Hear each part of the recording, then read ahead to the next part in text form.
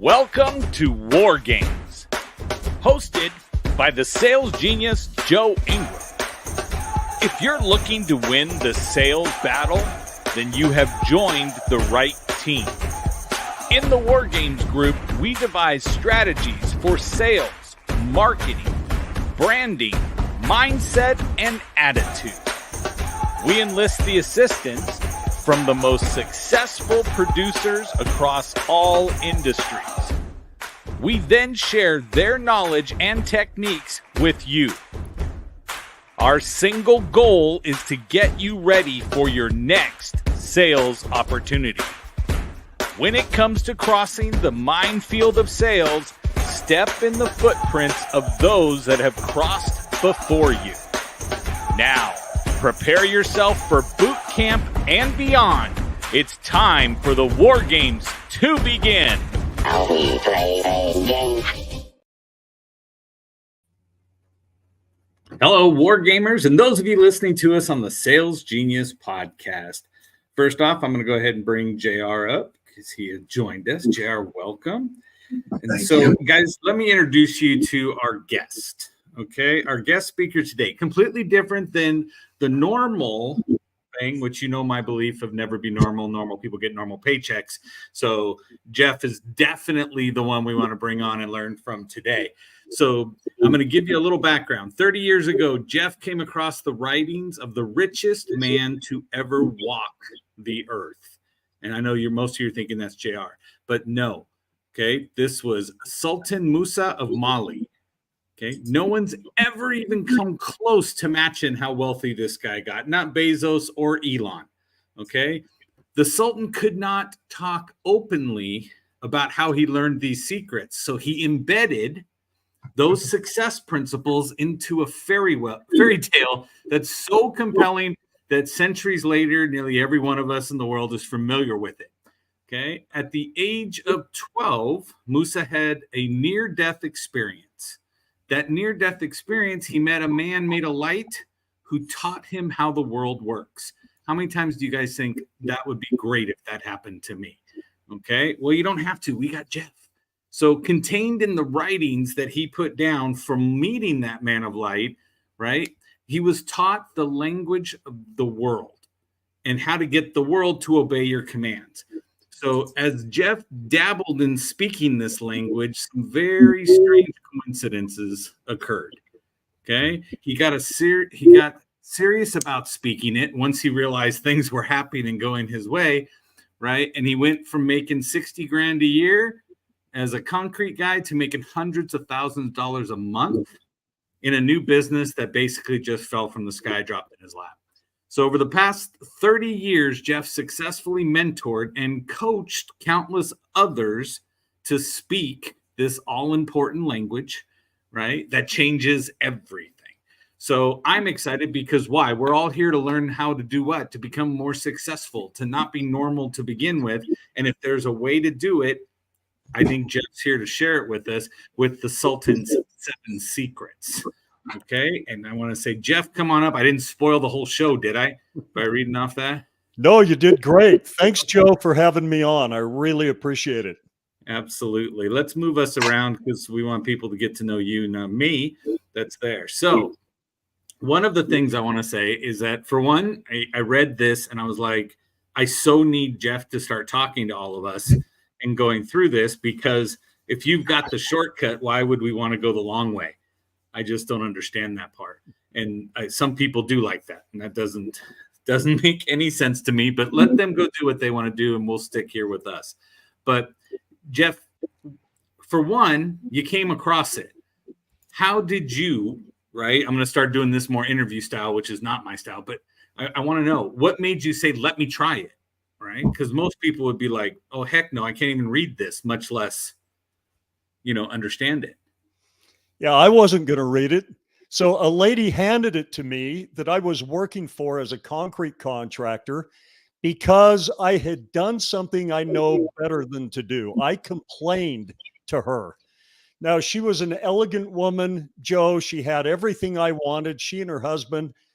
And in a moment of frustration, I just kind of blurted out to her, You're everything I want to be, but can't have. I can't get there.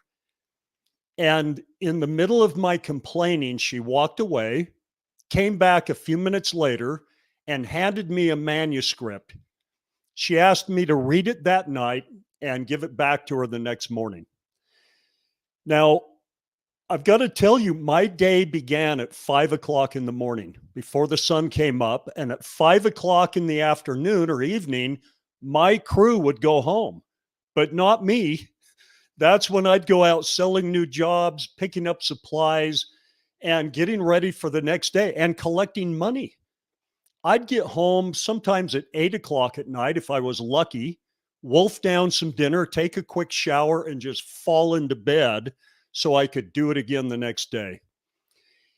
It was such a frustrating life.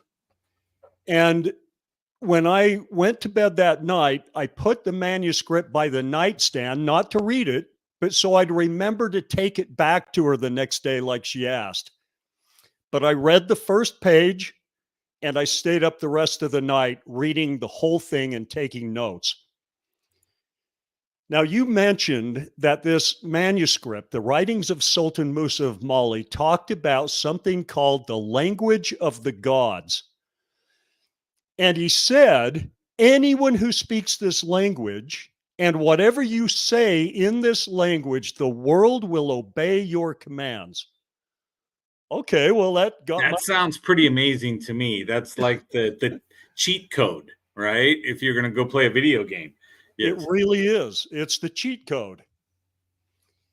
So I'm reading this and I'm convinced that A, he's not going to tell me how to speak it. And B, even if he does, it's going to be something I can't comprehend, I can't do. There's going to be some problem with it, right? But no, here it is spelled out in black and white. And it's easy. In fact, it's so easy that I don't dare do it for a while. It's like if it was, I knew instantly that it was true, that that's the way it works, and that if I did it, it would work.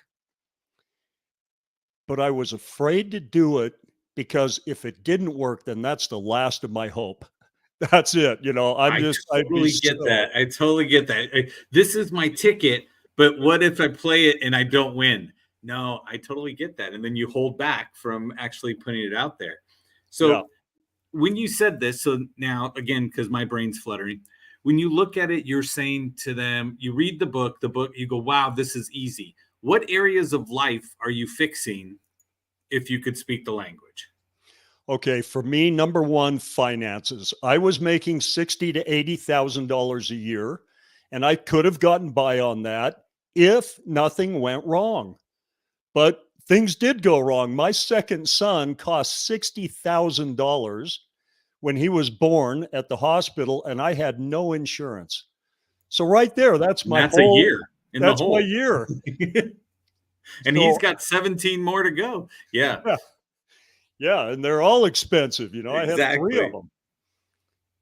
Anyway, I'm going backwards financially while at the same time absolutely exhausting myself, just working all the time. And on top of that, what really hit me right before this lady handed me the manuscript, my wife had come to me and I thought she appreciated how hard I was working. And on some level she did.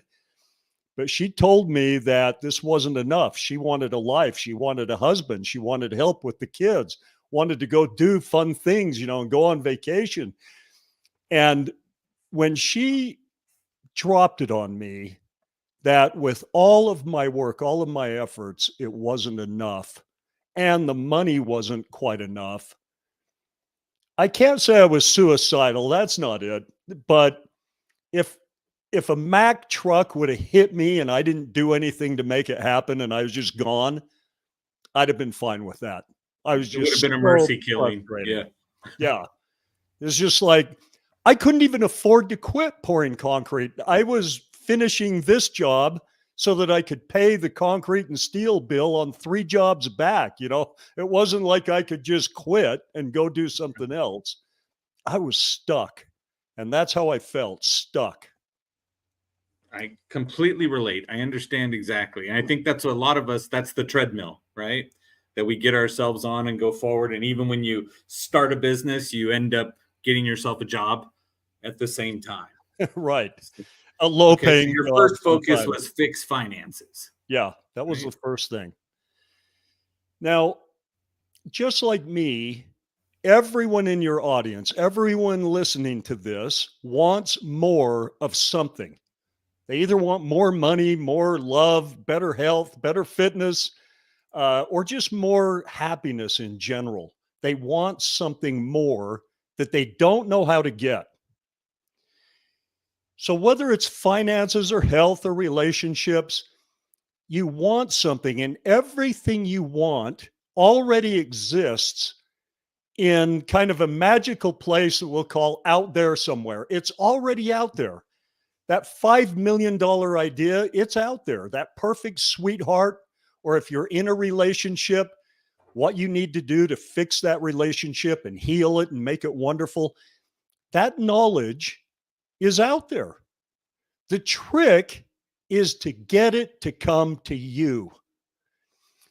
And you see this in life. If you look for it, you will see how some people, let's call it luck, they just get lucky. When they need something, it shows up, and it shows up on time. It works for them. And then other people, they're just unlucky. Okay. Well, why? You know, I don't think the universe or God or whoever is in charge is playing favorites. There's something going on that some people take the world by the horns and just succeed. They go crazy creating stuff, and other people can't create anything or don't. I'm going to answer the question, why? And if you're Please. one of those people who, if you're in sales, brother, I know how that feels. I should say, brother and sister, I know how that feels. Yeah. You've got to get sales to come to you. You've got to be lucky. You've got to get things to open up, opportunities to come. You've got to have things happen. Like if you're in a real estate agent, you run into somebody at the store and they say, oh my gosh, fancy meeting you here. I was just thinking about listing my home. Right. That's the kind of thing you need to have happen. The serendipity moments where Yes. everything lines up. Yeah, where the stars align.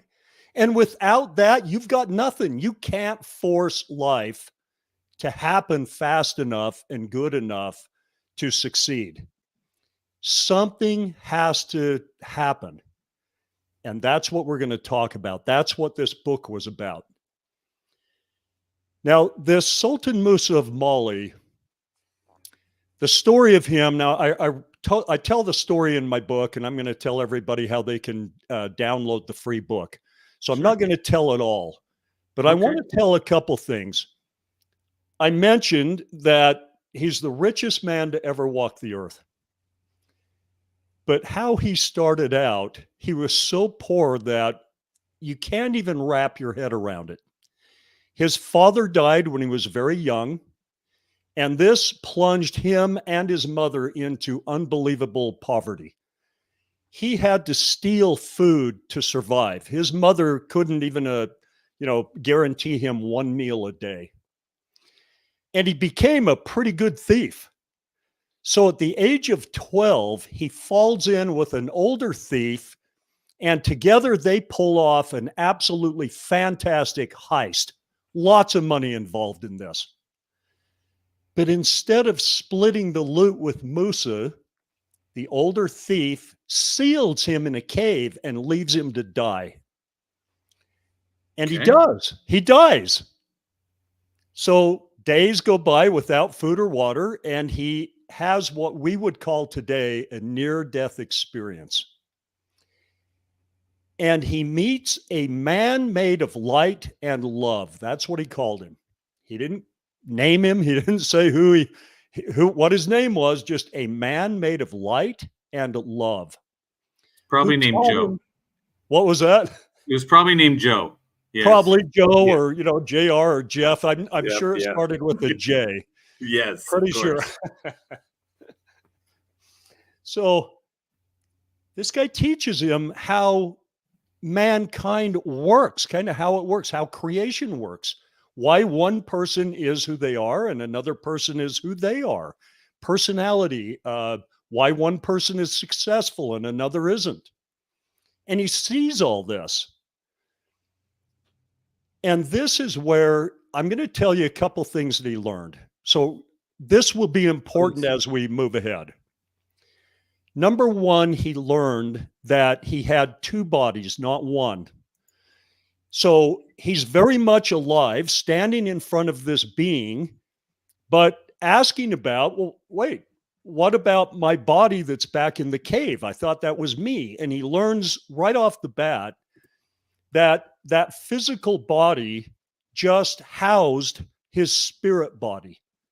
And it's his spirit body that is the real him. It's the one with the force of life, and it lives on forever. It never dies.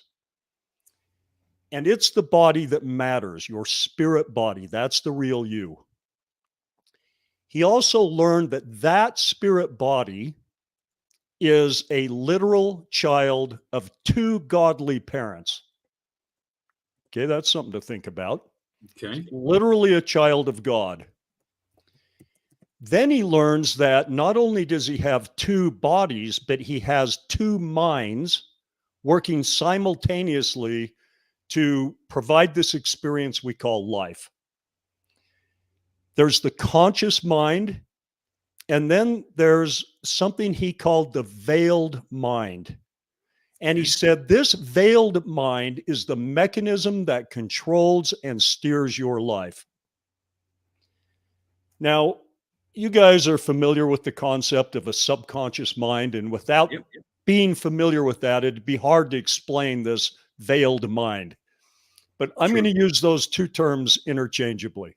Please, I'm with you. So the thing about the veiled mind is that whatever it believes to be true about you or to be true about the role you're playing, it will make true in your physical world. And by the way, that's all any of us are doing. We're playing a role that we're dedicated to. We get into character, and I'm pretending to be Jeff, and you're pretending to be Joe and JR. Yep. And you've been told since the day you got here who you are. You've been pushed into this role. And you also accepted and adopted things that you thought were cool that you wanted to add to your role. But pretty much you were told as a child who you are, what group you belong to, how we think and act in this group. And it was enforced. True. You know, you couldn't get too far off the beaten path without some kind of consequence coming your way. Exactly. Or you got pushed into another group. You were pushed out of your original one. But Correct. The family you got to stay with, which was annoying. But yeah. Yeah. You know, and even then, sometimes you sort of get away from your family and go adopt someone else's family because you can definitely pick and choose. And you have. But you've also had a lot foisted upon you in life. And so we're going to call these subconscious beliefs, and they differ from the conscious in that you don't think about them. They're ingrained. You just take them for granted. These beliefs are deep.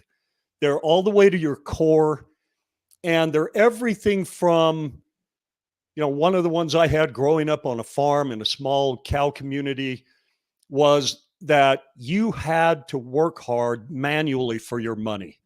Any other way, and there was something wrong with it. You were a slick willy or a pitch man, or there was something wrong with you if you made your money by just doing deals or pitching something or selling something. You had to work. I get it. Physical labor required for you to be godly, right? Yeah. And to be too rich. Oh. That's for sure. You know, there's something wrong with that. Those people There's are a sign of evil there somewhere. Yeah. Yes. Okay. So I grew up with that one, but now here I am, and I think your audience can relate to this. I don't think in the moment, oh, I have these subconscious beliefs and they need to change. all I see is I'm doing what I thought was right, and it's not working. I'm not making enough money to support my family in a way that's fun and fulfilling. It's just not working. What do I do? So now I get this manuscript and I read the language of the gods. Now, I'm going to teach you how to speak this language. And to give you a little taste of what happened to me when I started speaking it, after I got over, oh my gosh, if it doesn't work, I'll be devastated. I Right. finally just started speaking it in little ways that didn't matter all that much. And weird coincidences started popping up. Things that weren't happening last week, but they're happening now as I'm speaking this language in a very specific way. Okay. I'm Each, excited. not on the first one, not even on the 10th one, but at some point, I had to admit I'm doing this. I'm making these things happen. And if I can make anything happen, I can seize control of my life, my future. And the Sultan Musa of Mali is telling the truth. So that's when I went nuts doing this. Like, I don't, it's Well, not. you'd have to put it to a bigger test and a bigger test and a bigger test. Yeah. I mean, at right? some Yeah. point it hit me. I'm doing this. I can do it. Let's get serious. Let's go. Right. And I just go balls to the wall speaking the language of the gods. And everything changed in my life rapidly as far as, relativity goes. Like from 60,000 a year as a concrete guy to 180 to 200,000 a month in a new business that just came to me, like we're talking about earlier. You got to get things to come to you. Right. And it just okay. I have to ask, Jeff, because I read it on the bio, and right now, again, what fell in your lap? What business came to you out of nowhere? Because a lot of times in the analytical mind, I'm sitting back going, so it was a lotto ticket, right? Or it was somebody passed away and gave him a business, right? So again, what is it that fell in your lap? Well, it wasn't that easy, but yeah. I had been a concrete contractor and I had put out vending machines, a little route in Southern California where I worked. On rainy days, that's what I did. But I was so sick of concrete and so sick of vending that my only stipulations for this new business I was looking for was that they be not involved in concrete or vending. Okay. But the new business that came to me, the new opportunity that just fell into my lap was vending, but not putting out machines. It was a wholesale vending supply business and teaching others to do that. Oh, awesome. And it was, building that route was really wonderful. The money from it was wonderful for me and my wife. And so it was a good thing. It was just, I was sick of it. I'd been doing it a lot of years. Well, again, you didn't question it. You just gave this is what we're not looking for. And speaking that way goes, here it is. It's not what you said not to. Yeah. Well, now we're going to get into the language of the gods because it's time. We got to talk about this, and I got to tell you what it is. Please. So Sultan Musa of Mali, interestingly enough, was also the author of the beloved fairy tale Aladdin and the Magic Lamp. And you mentioned that he wrote this fairy tale and embedded the secrets into it to save his life. You didn't just come out in the 1300s and say, hey, I died yesterday. And, but then I came back to life. And by the way, I met God who taught me how the world works and things our scholars know nothing about. That's an easy way to get in trouble, if not killed. Killed. Yeah. Even 300 years later, when Antoine Galland translated the fairy tale, he would not publish the second manuscript, which is what I read. It's the translation of the fairy tale. It's it had all of the teachings of the man made of light in it, but it talked of God and spirit bodies and, stuff that he just didn't dare publish because in the 1600s, even people were put to death for the crime of heresy. And that's when Antoine lived, 1600s. So he published the fairy tale. He changed the name. The name wasn't Aladdin and the Magic Lamp. It was Bin Allah and the Magic Lamp, which means child of God. He changed it because even that was too much for him. He didn't want to put that out there.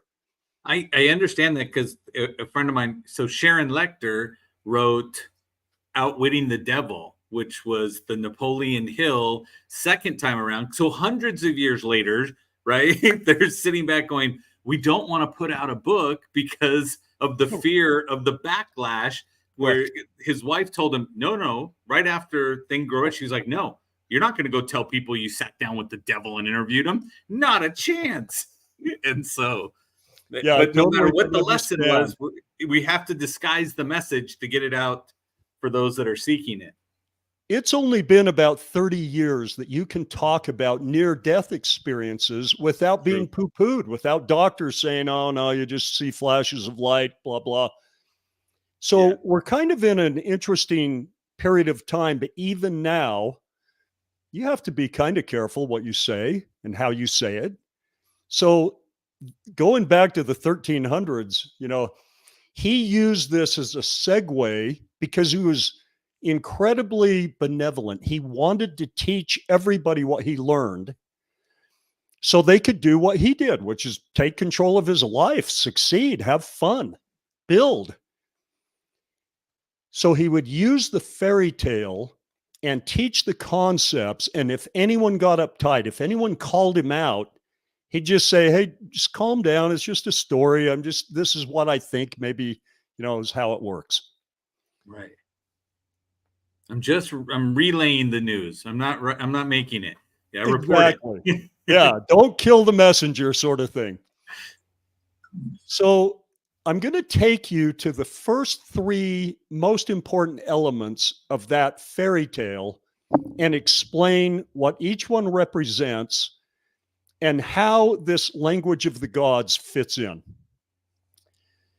So the first element is the character Aladdin. And Aladdin represents the conscious mind, that part of you that you think of as you. Right. Then you have this all-powerful genie who can get you anything you want as long as you know how to summon it and command it in a way that it will obey you. Now you come to the magic lamp, the best part of the story. This is the thing that changes everything for Aladdin. The magic lamp represents the language of the gods. It represents a piece of knowledge of how the world works, how you work, and the communication that takes place between the conscious and subconscious minds that literally makes your life what it is. Your subconscious mind dictates all kinds of things about your life that are really important to the conscious mind. The conscious mind has to live with it. How many friends you're going to have, how much money you're going to make, and how fit and energetic you're going to be, or how miserable you're going to be. The language of the gods, the magic lamp, when I explain this to you, you're going to have your own. Right after I explain this, you've got your own magic lamp.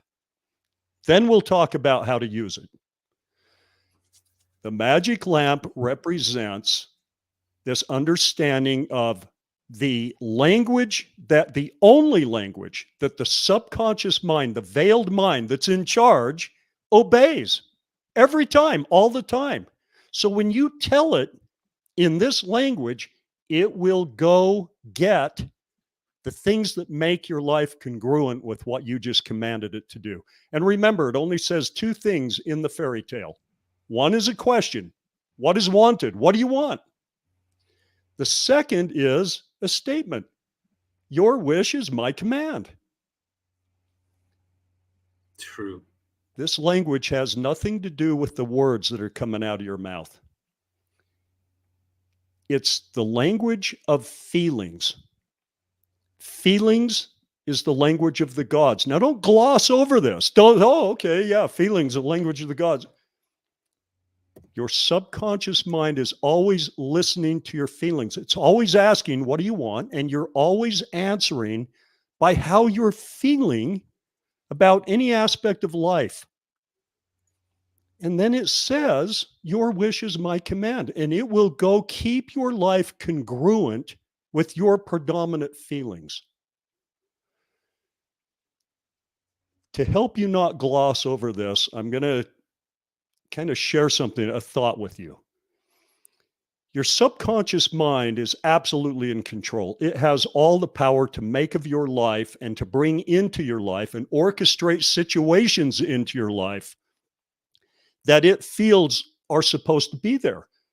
And don't doubt me on this. I mean, your subconscious mind is connected to all wisdom, all knowledge. It's connected to God, and it's connected to everybody else's subconscious mind. So it has the power. It already knows about that $20 million business you could start tomorrow. And it knows the business partner that you could do it with that has the other half. But it's not going to share any of that with the conscious mind unless it believes that that information is congruent with the role you're playing. Okay, this brings us to an obvious question. Who told it what to believe about me and the role I'm playing? Who told it what to believe? You're going to say my feelings, aren't you? Well, you told your subconscious mind what to believe in the language of feelings. Now, here's the thing. I tell people, you can know what your subconscious mind believes about any aspect of your life by just thinking about it. And instantly you will be fed a certain set of feelings about that thing. And if it's true that you're telling your subconscious mind what to believe, and then it keeps your life congruent with what it believes, here's something to keep in mind. You cannot expect your inner genie, your subconscious mind, to go create a life for you or create experiences for you that you've never commanded it to create.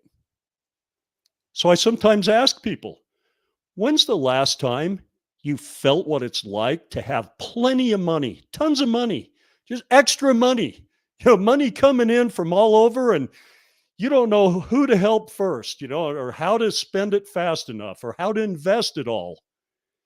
When's the last time you felt that? When's the last time you felt what it's like to be energetic, healthy, fit, vibrant, happy? When's the last time you felt truly loved on your terms from a sweetheart who just cares for you and wants you to be happy and is willing to do whatever it takes, knowing that you're willing to do whatever it takes? If the answer is never, Jeff, I've never felt what it's like to have plenty of money, like an excess of money. I've never felt, truly loved on my terms and able to get love on my terms. Then you cannot expect your subconscious mind, who deals in feelings, to go create love, health, wealth, happiness, fun, any of that, if you're never commanding it in those feelings to go do it. Instead, you're commanding it when you think about your finances. If you've got a big stack of bills and not enough money to cover them all, you're feeling what? The dread, the loss, the lack. Yes. And those are the feelings that it's listening to and believing. It's not a passionate entity. It just believes your feelings and keeps your life congruent. Once you know this, you have your magic lamp.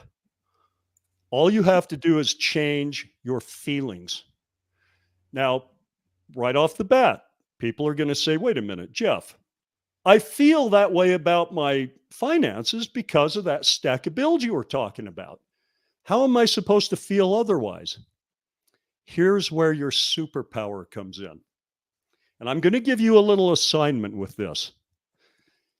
Your superpower is your ability to imagine and pretend.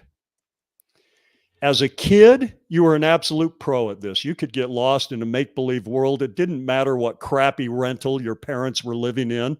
That old shed in the back became your castle, and the dog became your trusted steed, and you'd ride out. You just created this world, and it was fun. You felt great about it. Yeah. You can still do that.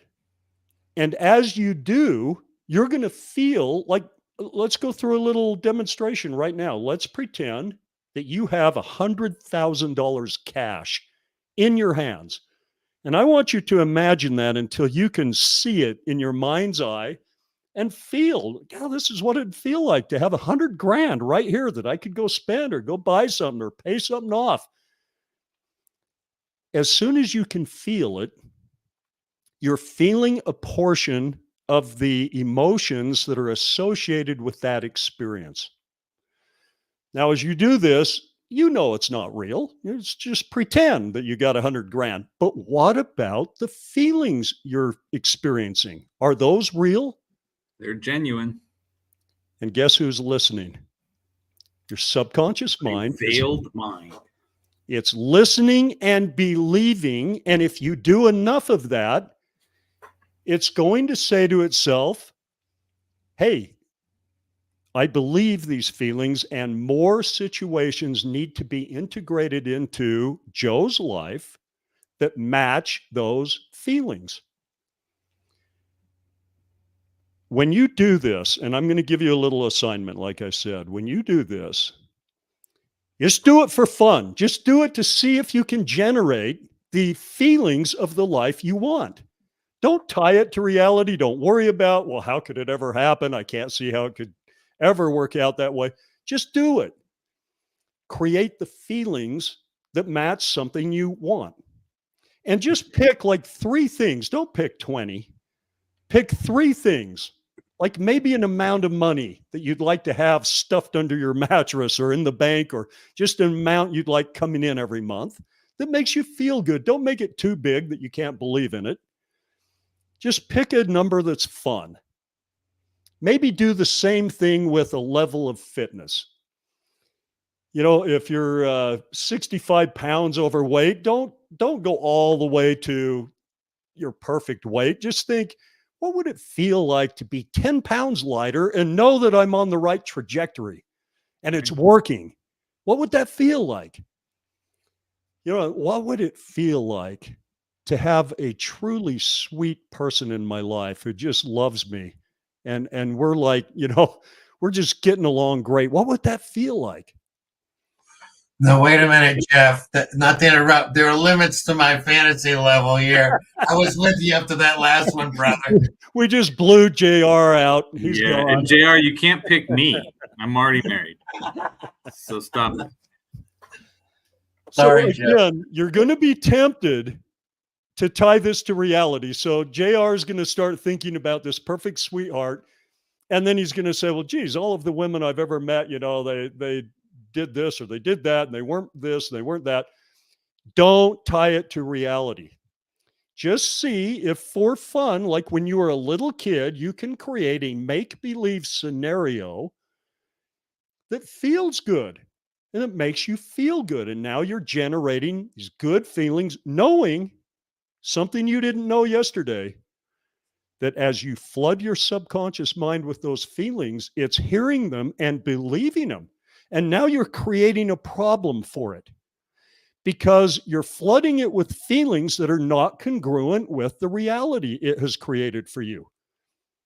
And it's one job. It's one job, is keep your life congruent with your predominant feelings. And now you're kind of freaking it out. JR's going to end up with a dog. You know that, right? Yeah. What's that? JR's going to end up with a dog. It'll be the one that loves him unconditionally and what have you. Yes. Whatever your subconscious mind can do to make your feelings match up with reality. But, you know, this is sort of like programming AI, because there's the more specificity, right, Joe? Yeah. Absolutely. more specificity. So you put parameters on this really anal long string of filters and stuff. And you give it all the constraints, and it's right. And Jeff, I'm just going to tell you right now, this is so entertaining the way you're delivering it, and I respect that completely, because we've all watched Robin Williams play the genie, right, in the animated thing. We all knew the story. We all knew this stuff. And for the most part, I'll tell you, I already knew subconscious controls this and does that. But your way of explaining it and putting it out there makes it something doable and achievable to sit back and go, okay, well, I can walk around and see piles of money everywhere, right? and feel it. Yeah. And now, how are you going to know if what you're doing is working? Okay, popping up. Now, this evidence will come in the form of what I call coincidences in air bubbles. Things are going to start happening that weren't happening before, but are happening now, and they're going to match the feelings, not necessarily the imagery you're using to create the feelings. Right. But they're going to match the feelings, and they'll start out small because your subconscious mind will go get the low-hanging fruit first. So, for example, you think, okay, making $80,000 a month, man, that would feel good. That would cover all my needs and then some. And so I'm going to pretend I got $80,000 a month coming in. And as you do that for fun, not to force reality to change, you just do it to create the feelings.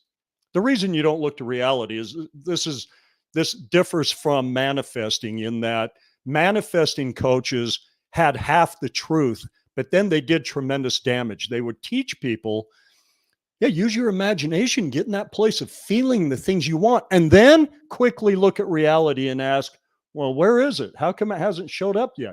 As soon as you do that, you cut the knees out from under it, because as soon as you look at reality, you now feel what reality is offering. It's dictating how you're feeling.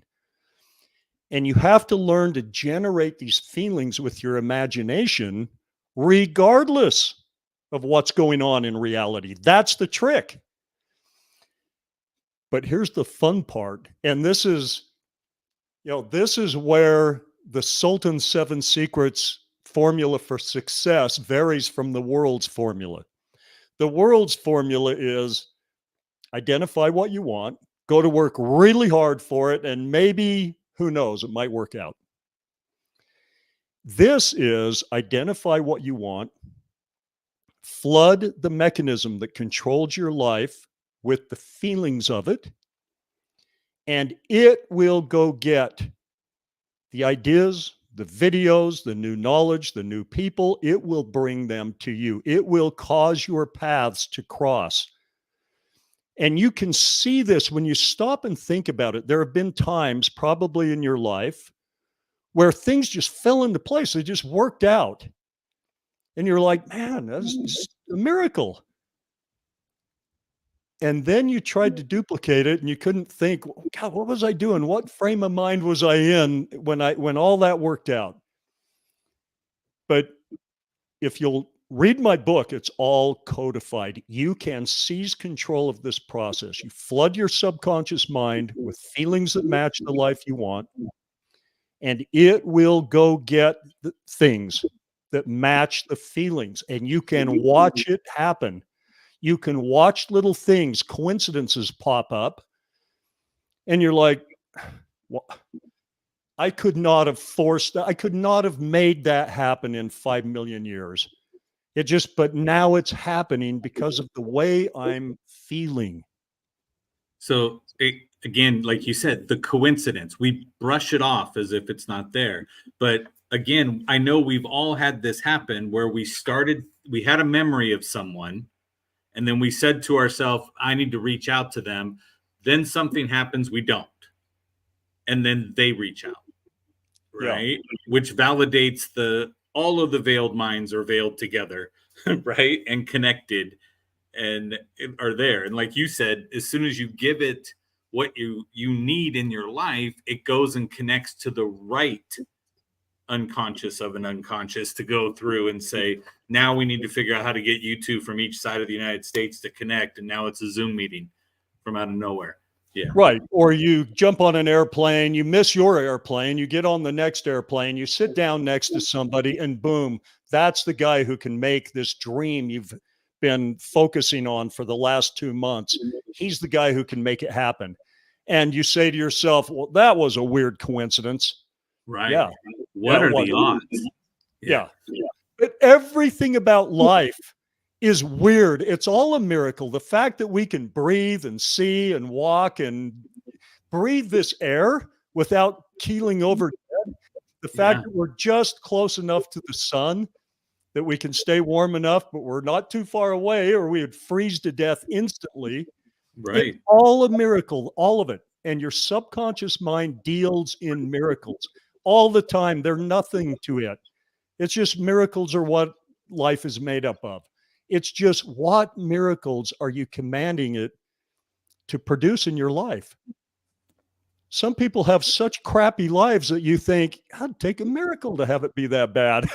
And it either way, yeah, it does.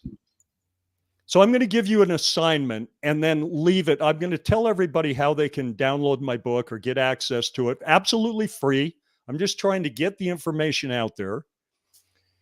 But here's the assignment before I do that. Okay. I want you to prove to yourself that this works. So I want you to pick 3 things like we talked about and write them down. Don't make them too grandiose, but make them exciting. So like if that happened, that'd be really cool. That'd be fun. Write them down. Then twice a day, I want you to set aside 5 minutes. If you can't do 5, do 3. But try to do 5 minutes of experiencing what you wrote down, the experiences you want to have in the future. Experience them now in your imagination.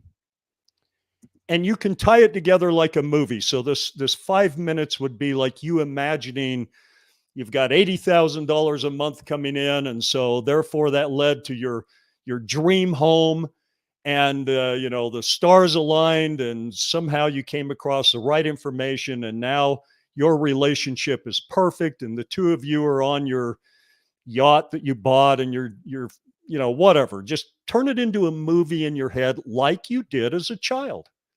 Just get lost in a make-believe scenario that's fun and makes you feel good. Right. And that's it. That's all you do for now. Except keep an eye out. Don't look to reality for, okay, now where's my yacht? Because that's going to blow it. Just stay and just do it as a game. It's all for fun. But if anything happens in the physical realm that matches the feelings, like say you had kind of a crappy relationship and you're doing this, and now you feel different because you're pretending you have this great relationship. And so you feel just a little bit differently. And so when your wife says something that might have set you off, this time it doesn't. And that shocks her. And now she says something nice in response to you acting nice. And that's new. Let that be one of the coincidences that you write down. That wasn't happening a month ago or a year ago or even yesterday. Now that I'm changing the way I feel, it has changed how she's acting. Coincidence, write it down. Okay. Keep track of any coincidence. And the goal of that is at some point, you're going to prove to yourself, you're going to see this list of coincidences and you're going to say, I'll be damned. That Jeff Buehner was not full of crap. He wasn't lying. It does work this way. I'm creating these coincidences. And if I can create little ones, I can create bigger ones. And I'm going to go hog wild on this and live in the feelings of the life you want all the time. You can do that. It does. Look, you do it anyway. Sometimes you're in a great mood and then some little thing goes wrong in the physical realm and you're just like, I don't care.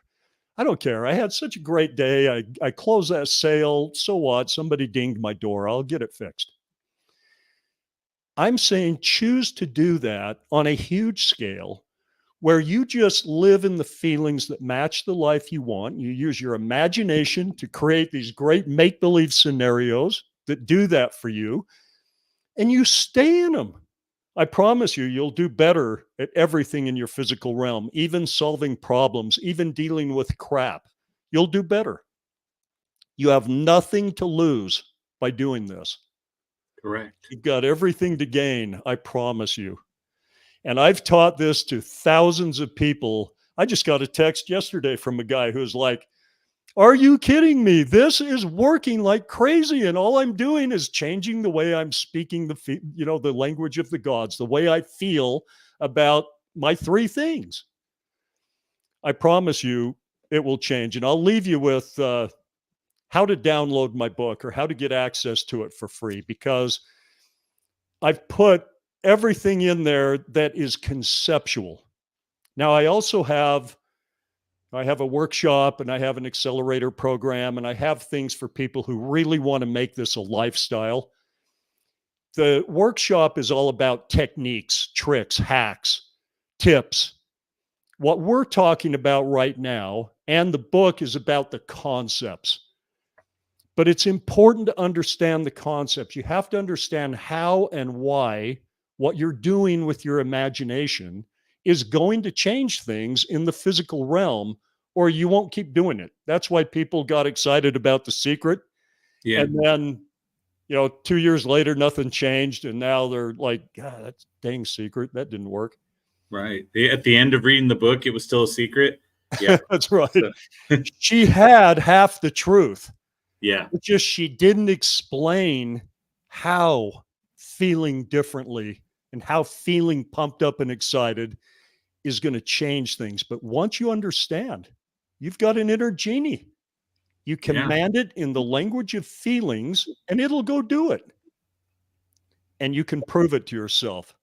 So the way you get my book, you can download my free video book. It's me reading the book. I do a little, commentary. I add a few things that aren't in the book. But if you go to Sultan's 7 Secrets, that's the number 7, sultan7secrets.com, or text, this is even easier, text Joe, J-O-E, to 801-441-4466. And if you can put that up somewhere, because people aren't going to It's remember scrolling that. across the bottom of the screen right now. Okay, fantastic. So, yes. So what we're looking at, and this is just me conceptualizing back to it. So in college, you went to theory and lab, right?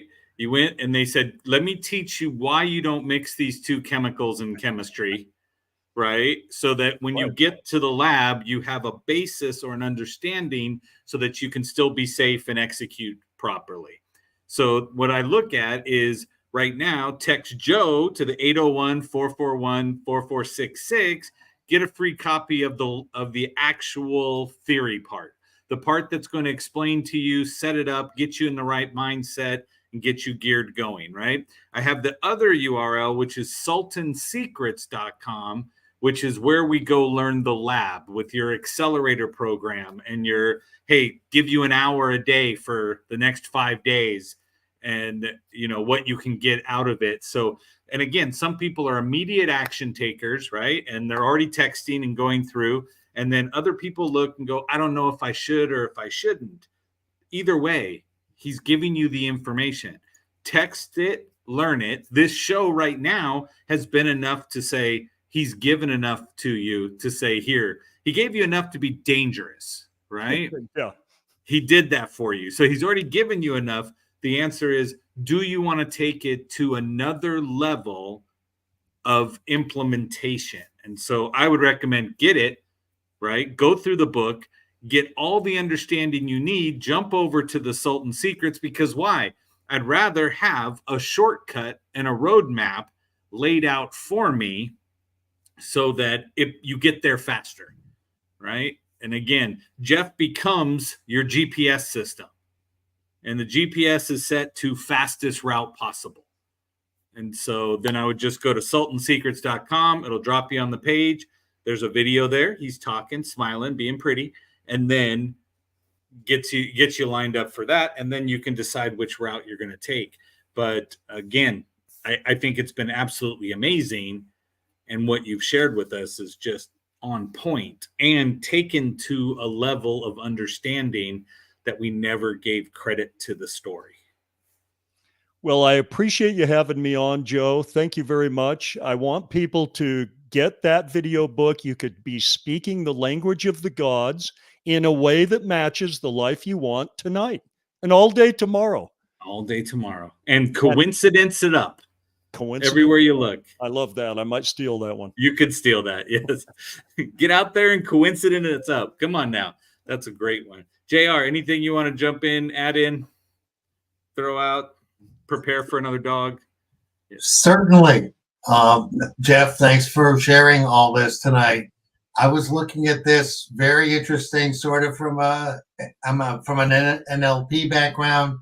So you're projecting it energy into you're opening a new room.